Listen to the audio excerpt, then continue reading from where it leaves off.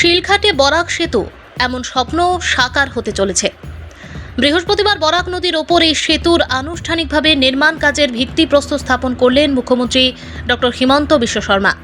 শিলান্যাস করে আগামী 2 বছরের মধ্যেই কাজ সম্পন্ন করে পুনরায় উদ্বোধন করবেন বলে জানালেন মুখ্যমন্ত্রী।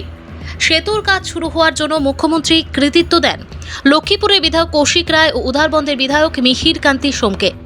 তাদের তাগিদে অর্থ বরাদ্দ তাড়াতাড়ি হয়েছে। এদিন শিলান্যাস উপলক্ষে এক সভার আয়োজন করা হয়। সভায় বক্তব্যে মুখ্যমন্ত্রী বলেন, সেতু নির্মাণ হলে সোনাই ও লক্ষ্মীপুরের মধ্যে যোগাযোগ ব্যবস্থা আরও সহজ হবে। কম সময়েই দুটি শহরের মানুষ যোগাযোগ রক্ষা করতে পারবেন।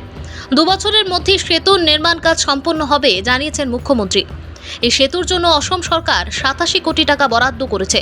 ইতিমধ্যে টেন্ডার হয়ে গেছে, কাজও শুরু হয়ে যাবে। এতে গ্রামের প্রত্যেকে সহযোগিতা করার আহ্বান জানান মুখ্যমন্ত্রী।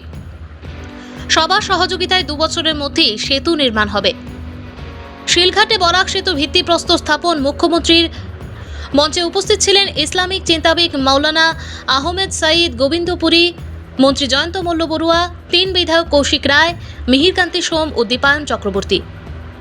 উল্লেখ্য, রূপাইবালী শিলঘাট বরাক সেতু নির্মাণের দাবিতে দীর্ঘ আন্দোলন করে ব্রিজ ডিমান্ড কমিটি। সেতুটি সম্পন্ন হলে লক্ষ্মীপুরের বৃহৎ একটি অংশ লাভবান হবে। সাধারণ মানুষ শিলচর শহরের সঙ্গেও সহজে যাতায়াত করতে পারবেন। দীর্ঘদিন ধরে ওই অঞ্চলের মানুষ সেতুর স্বপ্ন দেখেছিলেন। আজ মুখ্যমন্ত্রী হিমন্ত বিশ্ব শর্মা, কৌশিক রায়, মিহিরকান্তি সোমের হাত ধরে স্বপ্ন সাকার হতে চলেছে। স্থানীয় জনগণ তাদের প্রতি কৃতজ্ঞতা প্রকাশ করেন। Bureau report, Assam prime network.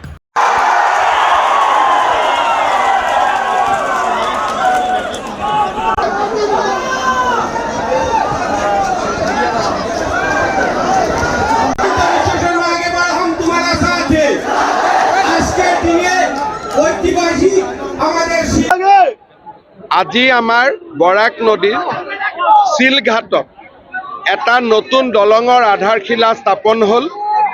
এই দলংটো হৈ গ'লে আমি লক্ষীপুৰ টাউনলৈকেও যাব পাৰিম।